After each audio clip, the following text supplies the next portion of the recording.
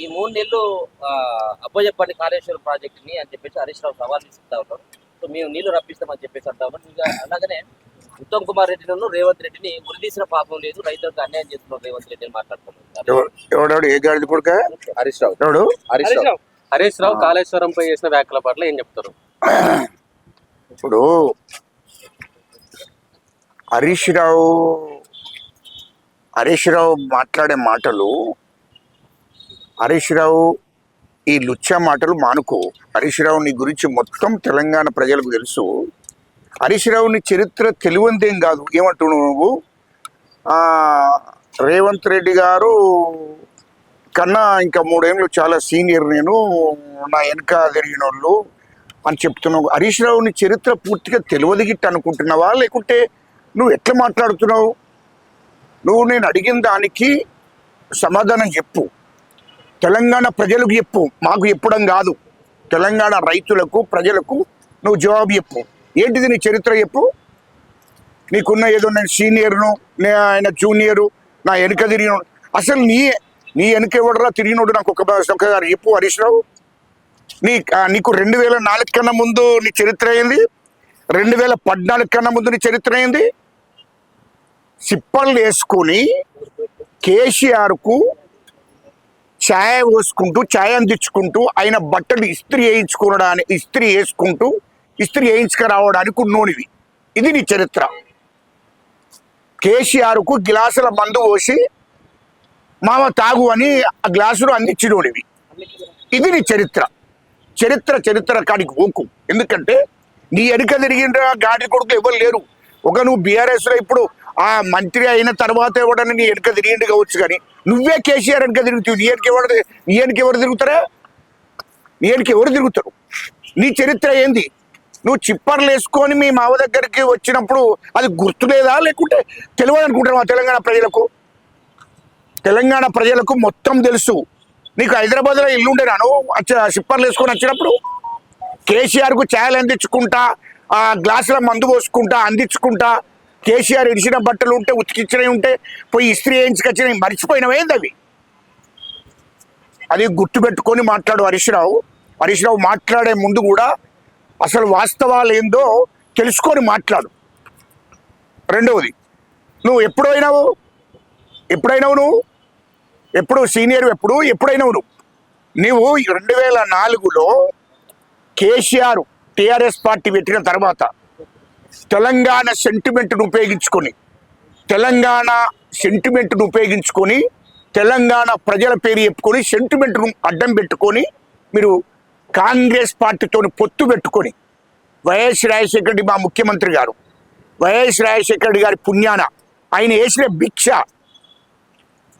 కాంగ్రెస్ పార్టీతో 2004లో పొత్తు పెట్టుకుంటే అప్పుడు రాష్ట్ర మంత్రిగా నువ్వు వార్డు మెంబరు కూడా కాదు, నువ్వు అప్పటికి ఛాయలు అందించుకుంటున్నావు అనివి. అటువంటిది కేసీఆర్ మీ మావ రాష్ట్ర మంత్రి పదవి ఇవ్వమని చెప్పి నువ్వు వార్డు మెంబరు కూడా గెలవలే. అది కాంగ్రెస్ పుణ్యాన మా వైఎస్ రాజశేఖర రెడ్డి భిక్ష చేస్తే ఆ మంత్రి పదవి నీకు వచ్చింది. అది కేసీఆర్ మీ మావ ఇప్పించింది నీకు. ఆయననేమో కేంద్ర మంత్రి యూపీఏ గవర్నమెంట్లో, అప్పుడు కాంగ్రెస్ గవర్నమెంట్ సెంట్రల్లో కూడా, అప్పుడు కేంద్ర కార్మిక శాఖ మంత్రి మీ మామ, నువ్వేమో రాష్ట్ర మంత్రిగా నీకు ఇప్పించిండు. ముఖ్యమంత్రి వైఎస్ రాజశేఖర రెడ్డి కాళ్ళు మొక్కితే నీకు మంత్రి పదవి వచ్చింది. అది గుర్తుపెట్టుకో. అది కాంగ్రెస్ పుణ్యమే కదా. ఇక మరి నీ చరిత్ర ఏంది? నాకు అర్థం కాలే. నీ చరిత్ర ఏంది? ఇది ఏది తెలంగాణ సెంటిమెంట్ను అడ్డు పెట్టుకొని మీరు రాజకీయాలు నడిపిన మీ మామ నువ్వు రాజకీయాలు నడిపినావు. రెండవది, ఇక మా ముఖ్యమంత్రి రేవంత్ రెడ్డి గారి చరిత్ర, మా ముఖ్యమంత్రి నువ్వు కాలు గోటికి కూడా జరిపోవు. మా ముఖ్యమంత్రి రేవంత్ రెడ్డి గారి కాలు గోటికి కూడా జరిపోవు హరీష్ రావు నువ్వు. ఎందుకంటే మా ముఖ్యమంత్రి రేవంత్ రెడ్డి గారు కష్టపడ్డాడు, వ్యవసాయం చేసిండు, చదువుకున్నాడు, అదేవిధంగా జడిపిటీస్ అయ్యిండు. సొంత కాళ్ళ మీద ఎవరి మామ పేరు చెప్పుకోనో, అయ్య పేరు చెప్పుకోనో, లేకుంటే తెలంగాణ సెంటిమెంట్ని అడ్డు పెట్టుకోనో, లేకుంటే పార్టీల పేరు చెప్పుకోనో జడ్పీటీసీ కాలే. మా ముఖ్యమంత్రి రేవంత్ రెడ్డి గారు ఆనాడు జడ్పీటీసీ అయ్యిండు, ఎమ్మెల్సీ అయ్యిండు, సొంత కాళ్ళ మీద నిలబడి ఎమ్మెల్సీ అయిండు, తర్వాత టీడీపీలో ఎమ్మెల్యే అయిండు, తర్వాత ఎంపీ అయిండు, తర్వాత రాష్ట్ర పిసిసి అధ్యక్షుడైండు, కాంగ్రెస్ పార్టీ అధ్యక్షుడైండు, తర్వాత ముఖ్యమంత్రి అయిండు. ఇది మా ముఖ్యమంత్రి చరిత్ర, ఇది మా రేవంత్ రెడ్డి గారి చరిత్ర. చరిత్ర అని అంటారేంద్ర భయ్ మీరు? బాబామరుదులకి చరిత్ర గురించి మాట్లాడతారు. ఏంద్ర మీ చరిత్ర? మీరు తెలంగాణ సెంటిమెంట్ను అడ్డం పెట్టుకొని తెలంగాణ ప్రజలను మోసం చేసిన వాళ్ళు మీరేమో చరిత్ర గురించి మాట్లాడితే ఎట్లా భయ్? నాకు అర్థం కాలే. చరిత్ర దమ్మున్న నాయకుడు సొంత కాళ్ళ మీద ఏ పార్టీని ఏ మనుషులను అడ్డం పెట్టుకోకుండా సొంతగా ఎదిగినటువంటి నాయకుడే రేవంత్ రెడ్డి గారు. ఎప్పుడు వచ్చిండు ఎప్పుడు పోయిండని కాదు, యుద్ధంలో గెలిచిండా లేదా అనేదే ముఖ్యము. యుద్ధంలో గెలిచిండు, యుద్ధం చేయడానికి ఆయన నమ్ముకున్నాడు మా రేవంత్ రెడ్డి గారు. తన శక్తిని నమ్ముకున్నాడు, తన బలాన్ని నమ్ముకున్నాడు, ఆ భగవంతుడిని నమ్ముకున్నాడు. కాబట్టే ఈ రాష్ట్రానికి ముఖ్యమంత్రి అయ్యిండు. అది గుర్తుపెట్టుకోవాలి. ఎందుకనంటే ఈ రాష్ట్ర ప్రజలు ఈ దొరల గడిలను బద్దలు కొట్టి ఈ దొరల అణిచివేత నుంచి విముక్తి చేయడానికి నేను సిద్ధంగా ఉన్నా. తెలంగాణ ప్రజలకు, రైతులకు, అందరికీ నేను అండగా ఉంటా అని చెప్పి తెలంగాణ ప్రజలు 4 కోట్ల మంది ప్రజలను తిరిగి ప్రజలందరూ నొప్పించి మెప్పించి కాంగ్రెస్ పార్టీకి ఓట్లు వేసినట్టు చేసిండు. కాంగ్రెస్ పార్టీ గెలిచింది, రేవంత్ రెడ్డి గారు ముఖ్యమంత్రి అయ్యిండు. అది గుర్తుపెట్టుకో. చరిత్ర అంటే నువ్వు ఏం చరిత్ర ఇది? ఏం చరిత్ర? తెలంగాణ ప్రజలందరూ కాంగ్రెస్ కావాలని కోరుకున్నారు. అది గుర్తుపెట్టుకొని మాట్లాడు. ఏమో చరిత్ర గురించి మాకు చెప్తున్నది. అదేవిధంగా ఇంకో విషయానికి వస్తున్నా నేను. నీవు ఇవాళ 2009లో తెలంగాణ సెంటిమెంట్ను అడ్డు పెట్టుకున్నారు, మీరు గెలిచిండ్రు 11 మంది. 2014లో తెలంగాణ సెంటిమెంట్ను అడ్డు పెట్టుకున్నారు. తెలంగాణ ప్రజలను మభ్యపెట్టిండ్రు, మోసం చేసిండ్రు, మీరు గెలిచిండ్రు. రాష్ట్రానికి మీ మామ కేసీఆర్ ముఖ్యమంత్రి అయిండు. ముఖ్యమంత్రి అయిన తర్వాత మీరు ఏం చేసిండ్రు? ఈ రాష్ట్ర ప్రజలను దోషిండ్రు. 3 లక్షల కోట్లు దోషి మొత్తము మీరు ఈ రాష్ట్రంలో హైదరాబాద్ చుట్టూ 30,000 ఎకరాల భూమిని సంపాదించుకున్నారు. Okay, right. కాళేశ్వరం ప్రాజెక్టు విషయానికి వచ్చింది. కాళేశ్వరం ప్రాజెక్టు మీరు కట్టిండ్రు. ఇప్పుడు నీవు మంత్రిగా ఉండి ఇరిగేషన్ మంత్రిగా ఉండి ఏం చేశావు? మిషన్ భగీరథను పెట్టావు. మిషన్ భగీరథను పెట్టి కేసీఆర్ ముఖ్యమంత్రికి తెలియకుండానే 1000 కోట్లు దోశావు. నువ్వు కాంట్రాక్టర్ దగ్గర 1000 కోట్లు తీసుకున్నావు. ఇది వాస్తవం కాదా? 1000 కోట్లు తీసుకున్నావు కాంట్రాక్టర్ దగ్గర మిషన్ భగీరథలో. అదేవిధంగా కాళేశ్వరం ప్రాజెక్టు స్టార్ట్ అయినాక మీ మామకు ఎవరైతే కమిషన్లు ఇచ్చిండ్రో కాళేశ్వరం ప్రాజెక్టులో 1000 కోట్లు మీ మామకు కేసీఆర్కు, ఆనాటి ముఖ్యమంత్రి కేసీఆర్కు కాళేశ్వరం ప్రాజెక్టులో కాంట్రాక్టులు 1000 కోట్లు కమిషన్ ఇస్తే వాళ్ళ కాంట్రాక్టులు ఇచ్చాడు. సేమ్ నీవు కూడా అదే కాంట్రాక్టులను బెదిరించుకొని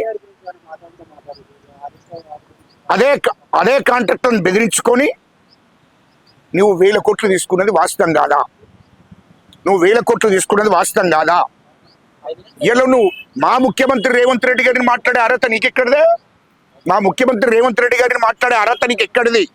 ఏమనుకుంటున్నావు నువ్వు? 1000 కోట్లు తీసుకున్నావు, కాంట్రాక్టుల దాంట్లో 1000 కోట్లు తీసుకున్నావు. ఇది వాస్తవం కాదా? కాళేశ్వరం ప్రాజెక్టులో 1000 కోట్లు తీసుకున్నావు, మిషన్ భగీరథలో 1000 కోట్లు తీసుకున్నావు. ఇది అందుకోసమే రెండోసారి అధికారంలోకి వచ్చారు మీరు. 2018లో రెండోసారి మీరు అధికారంలోకి వచ్చింది వాస్తవమే. రెండోసారి మీరు అధికారంలోకి వచ్చినప్పుడు నువ్వేం చేశావు? మిషన్ భగీరథలో సంపాదించిన డబ్బు, కాళేశ్వరం ప్రాజెక్టులో సంపాదించిన డబ్బు 2018లో కేసీఆర్కు అగనెస్ట్గా, మీ మామకు అగనెస్ట్గా 50 మంది ఎమ్మెల్యేలకు పైసలు ఇచ్చినావు. 50 మంది ఎమ్మెల్యేలకు పైసలు ఇచ్చి కేంద్ర హోంశాఖ మంత్రి అమిత్ షా గారికి టచ్లో ఉన్నావు, మోడీ గారికి టచ్లో ఉండి బీజేపీకి పోవాలని ప్రయత్నం చేసినావు. ఇది వాస్తవం కాదా? రెండవది, 2018 ఎలక్షన్లు అయిపోయినాక రెండోసారి కేసీఆర్ గవర్నమెంట్ ఏర్పాటు చేసిండు. రెండోసారి ముఖ్యమంత్రి అయిన కేసీఆర్ అయినప్పుడు నేను సంవత్సరం దూరం పెట్టిండు. ఎందుకు పెట్టాడు? హరీష్ రావు నిన్నే నేను అడుగుతున్నా, నేను సంవత్సరం 2018 నుంచి 2019 దాకా నేను మంత్రి పదవి ఇవ్వలే, నీకు మంత్రి పదవి ఇవ్వలే. నిన్ను వార్డు మెంబర్ గెలవనప్పుడేమో 2004లో మంత్రి పదవి ఇప్పించింది కాంగ్రెస్ పార్టీతో.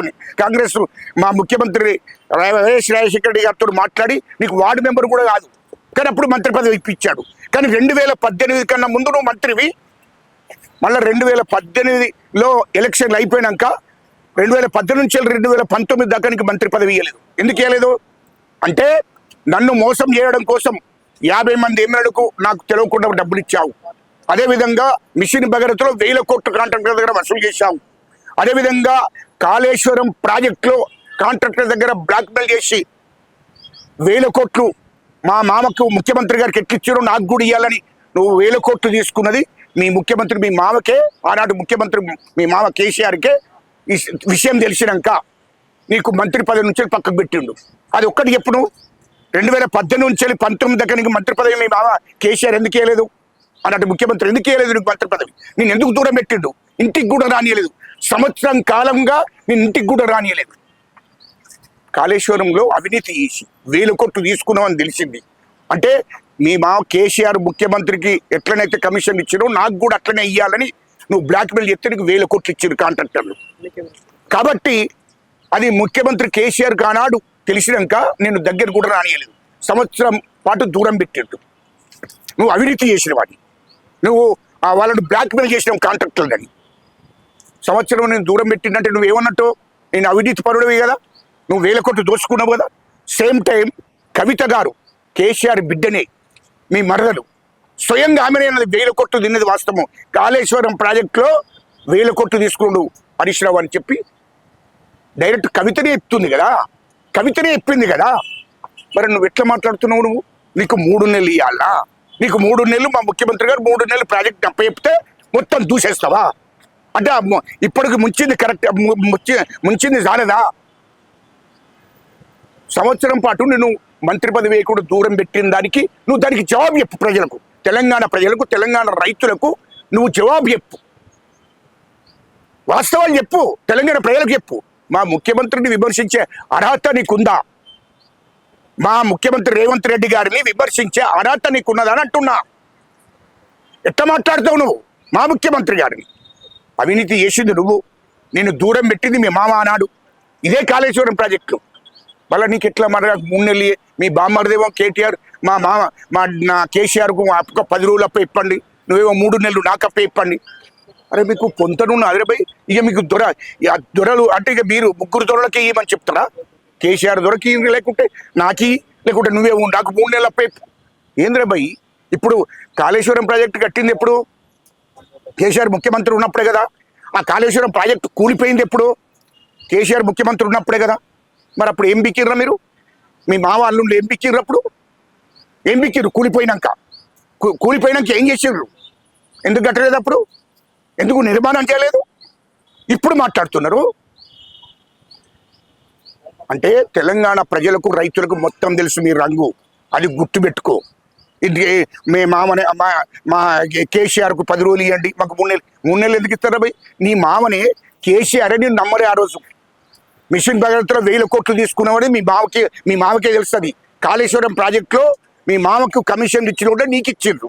అది మీ మామకు తెలిసి ఉండే, కేసీఆర్కి తెలిసి ఉండే నేను దూరం పెట్టిండు. అంత అవినీతి జరిగింది. రెండవది, నువ్వు ఈ 1000 కోట్లు తీసుకుని 25,000 కోట్లు సింగపూర్లో కంపెనీ పెట్టావు, పెట్టుబడి పెట్టి అక్కడ వ్యాపారం చేస్తున్నావు నువ్వు. ఇది వాస్తవం కాదా? నీ ఇల్లు ఎక్కడి నుండి? అంతకుముందు 2014 కానీ 2004కు ముందు నీకు ఇల్లు ఉన్నదా హైదరాబాద్లో? లేదు కదా. ఇలా బిల్డింగులు, సొంత బిల్డింగులు, ఫామ్ హౌస్లు, హైదరాబాద్ చుట్టూ 8,000 ఎకరాల భూమి ఉన్నది నీకు. ఇది హరీష్ రావు నీకు. ఇదంతా ఎక్కడి నుండి వచ్చింది? తెలంగాణ ప్రజలకు, రైతులకు చెప్పు ఫస్ట్. ఇలాంటి చెప్పకుండా లుచ్చగిరి మాటలు మాట్లాడద్దు, మంచిగా మాట్లాడని నేర్చుకో. రెండవది, మా ముఖ్యమంత్రి గారు ఏమని చెప్పాడు? మా ముఖ్యమంత్రి గారు డైరెక్ట్గా మీ కేసీఆర్ ప్రతిపక్ష పార్టీ నాయకుడు, మాజీ ముఖ్యమంత్రి, కాళేశ్వరం ప్రాజెక్టు నేనే కట్టినని మీడియా ముందట, ప్రజల ముందట ఒప్పుకున్నాడు. ఇంజనీర్లు అవసరం లేదు, నేనే నా మెదడునంతా అక్కడ పెట్టాను. పెట్టి నేను కాళేశ్వరం ప్రాజెక్టు కట్టానని చెప్పి స్వయంగా మాజీ ముఖ్యమంత్రి కేసీఆరే ఒప్పుకున్నాడు. కాబట్టి ఆయన మాట్లాడాలి తప్ప, ఒక ప్రతిపక్ష పార్టీ నాయకుడు మాట్లాడాలి తప్ప కేసీఆర్ మాట్లాడాడు. అంత స్థాయి కాదు. నీ స్థాయి ఏంది రవి? నీ స్థాయి ఏంది? నీ స్థాయి ఏంది? నీ బతికెంత? నీ స్థాయి ఎంత? చిప్పాలు వేసుకొని ఛాయలను తెచ్చుకుంటా మీ మామకు మందు పోసుకుంటా గ్లాసులు ఇచ్చిన స్థాయి నీది. మా ముఖ్యమంత్రి గారితో పోల్చుకుంటున్నావా? మా ముఖ్యమంత్రి కాలు గోటికి కూడా జరిపు, అది గుర్తుపెట్టుకో హరీష్ రావు. రెండవది, ఇప్పుడు మా ముఖ్యమంత్రి గారు డైరెక్ట్గా చెప్తున్నాడు, ఒక ప్రతిపక్ష నాయకుడిగా కేసీఆర్ ప్రజల సొమ్ముతోని జీతం తీసుకుంటుండు కాబట్టి డైరెక్ట్ అసెంబ్లీకి రమ్మని చెప్తున్నాడు. అసెంబ్లీ చర్చించుకుందాం. 4 కోట్ల మంది ప్రజలకు అసెంబ్లీ దేవాలయం. మొత్తము అదే 10 ఏళ్ళు ముఖ్యమంత్రిగా ఉన్నప్పుడు అదే అసెంబ్లీలో కూర్చున్నాడు కదా కేసీఆర్, అక్కడి నుండి పరిపాలించిండు కదా. మరి అది మర్చిపోయి మాట్లాడుతున్నాం ఎందుకు? బయట రాజకీయాలు చేసినొద్దు. కాళేశ్వరం ప్రాజెక్టు విషయంలో డైరెక్ట్గా అసెంబ్లీకి కేసీఆర్ రమ్మని చెప్తున్నాడు. అసెంబ్లీని, శాసన మండలిని రెండింటికి కలిపి పెడదాము. శాసన మండలి, అసెంబ్లీని సేమ్ టైంలో ఒకటేసారి నేను సమావేశపరుస్తా. నువ్వు స్పీకర్కు లేఖ రాయి. ప్రతిపక్ష నాయకునిగా కేసీఆర్ గారు స్పీకర్కు లేఖ రాయండి. నేను కూడా ముఖ్యమంత్రిగా స్పీకర్ను పర్మిషన్ తీసుకుంటా. శాసన మండలి, అసెంబ్లీ ఒకేసారి కూర్చోబెట్టి చర్చించుదాము చెప్పాడు. అసెంబ్లీకి రా కేసీఆర్ గారు, అసెంబ్లీకి రమ్మని మా ముఖ్యమంత్రి గారు చెప్పాడు. దమ్ముంటే అసెంబ్లీకి రాండి కేసీఆర్. అబద్ధాల రేవంత్ రెడ్డి, అనుమల రేవంత్ రెడ్డి కాదు, అబద్ధాలకు అఖిలాకు దొరికితే రేవంత్ రెడ్డి అంటా ఉన్నాడు. అదే అబద్ధాలు, మోసాలు చేసింది ఎవరో తెలంగాణ ప్రజలకు తెలుసు. ఆ లుచ్చానా కొడుకు మాట్లాడితే ఎట్లా మాట్లాడతాడే? అబద్ధాలు ఎవడు? వాడు నోటికోటి అబద్ధాలు మాట్లాడుతుండు. మామ కేసీఆరే దూరం పెట్టింది సంవత్సరం. కవితనే మాట్లాడుతుంది, సొంత మరదలే. మా హరీష్ రావు అనేటోడు మొత్తం దోపిడీ చేసిండని ఆ కవిత మాట్లాడుతుంది. ఆనాడు సంవత్సరం దూరం పెట్టిండి దోపిడీ చేసినందుకే. దానికి జవాబు చెప్పాలి ముందడు. ఇప్పుడు ఏమంటుండు మా ముఖ్యమంత్రి గారు?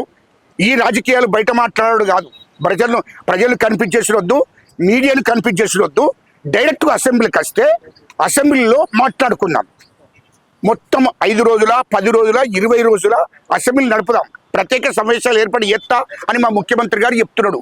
ఒక శాసనసభపక్ష నాయకుడిగా కేసీఆర్ స్పీకర్కు లేఖ రాయి. నేను కూడా స్పీకర్ పర్మిషన్ అడుగుతా. అసెంబ్లీ సమావేశపరుస్తా. అందులో చర్చిద్దాం. కాళేశ్వరం ప్రాజెక్టును గురించి అందులో చర్చిద్దాం. ఎందుకు కట్టినవు? ఎందుకు కూలిపోయింది? దాంట్లో కేసీఆర్ 5 గంటలు కాదు 10 గంటల టైం తీసుకో. మొదలు కేసీఆర్ మాట్లాడిన తర్వాతనే నేను మాట్లాడతానని చెప్పాడు మా ముఖ్యమంత్రి రేవంత్ రెడ్డి గారు. ఇంకోటి కూడా చెప్పాడు. దానికి సంబంధించింది కేంద్ర జలవనరుల శాఖ అధికారులను, అదేవిధంగా రాష్ట్ర నీటిపారుదల శాఖ అధికారులను, అదేవిధంగా ఇంజనీర్లను, నిపుణులను నేను స్పీకర్ పర్మిషన్ తీసుకొని వాళ్ళందరినీ కూడా రమ్మంటా. వాళ్ళ పర్మిషన్ తీసుకొని వాళ్ళందరినీ రమ్మంటా. వాళ్ళందరినీ అసెంబ్లీ కూర్చొని పెడదాం. కేసీఆర్ మొత్తం మాట్లాడిన తర్వాతనే, ఒక ప్రతిపక్ష పార్టీ నాయకునిగా మొత్తం మాట్లాడినాక ఇంజనీర్తో మాట్లాడించి అప్పుడు నేను మాట్లాడతా. చర్చిద్దాం. తెలంగాణ ప్రజలు చూస్తారు, తెలంగాణ రైతులు కూడా చూస్తారు. ఎవరు తప్పు, ఎవరు ఒప్పు. నిజంగానే మీరు నీతిపరులు అయితే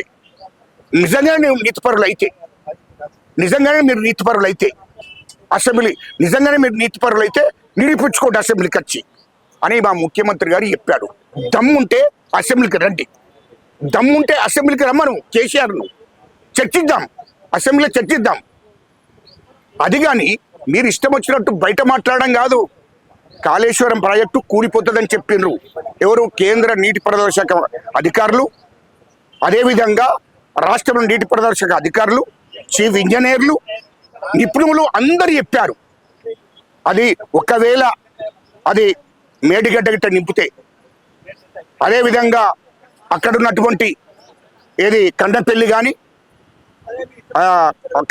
కానీ సుందిల్ల కానీ అండారం కానీ అవన్నీ కూలిపోతాయని చెప్పి కేంద్ర జలవనరుల శాఖ అధికారులే చెప్పారు. మరి దాన్ని బట్టి దాన్ని అనుసరించాలి కదా ప్రభుత్వం, రాష్ట్ర ప్రభుత్వం అనుసరించాలి కదా. అనుసరించే ఆలోచన చేసిండ్రు మా ముఖ్యమంత్రి గారు. అదేవిధంగా రేపు కూడా ఆ కాళేశ్వరం ప్రాజెక్టు పునర్నిర్మాణం చేయాలంటే మేము పర్మిషన్ ఇచ్చేదాకా మీరు చేయకండి. కేంద్ర జలవనరుల శాఖ అధికారులు చెప్పిన మాట. రాష్ట్రంలో ఇంజనీర్లు నిపుణులు అందరూ కూడా మాట్లాడినారు. మరి అప్పుడు ఈ వర్షాకాలం పోయిన తర్వాత దాని మీద పూర్తిగా సమీక్షించి అధికారులతో చర్చించి కాళేశ్వరం ప్రాజెక్టు పునర్నిర్మాణం చేయడానికి మా ముఖ్యమంత్రి రేవంత్ రెడ్డి గారు రెడీగా ఉన్నాడు. అందుకోసమే మీరు ఒకసారి అసెంబ్లీకి రండి. అసెంబ్లీకి అయితే చర్చ జరుగుతుంది. అసెంబ్లీలో మాట్లాడదామని చెప్పాడు మా ముఖ్యమంత్రి గారు. దమ్ముంటే అసెంబ్లీకి రండి. ఇలాంటి లుచ్చగిరి మాటలు బయట మాట్లాడక హరీష్ రావు. నీ చరిత్ర మొత్తం తెలుసు. ఖచ్చితంగా కేసీఆర్ కానీ హరీష్ రావు కానీ కేటీఆర్ కానీ TR జైలుకు ఒక తప్పదు. ఖచ్చితంగా మీరు చూసుకోండి.